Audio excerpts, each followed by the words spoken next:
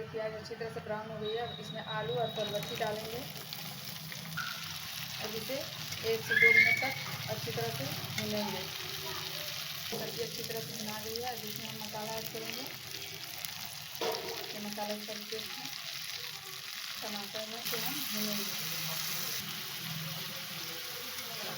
मसाला को हम अच्छी तरह से 3 से 4 मिनट तक अच्छी तरह से, अब सब्जी हमारी अच्छी तरह से भुना गई है। इसमें पानी ऐड करेंगे।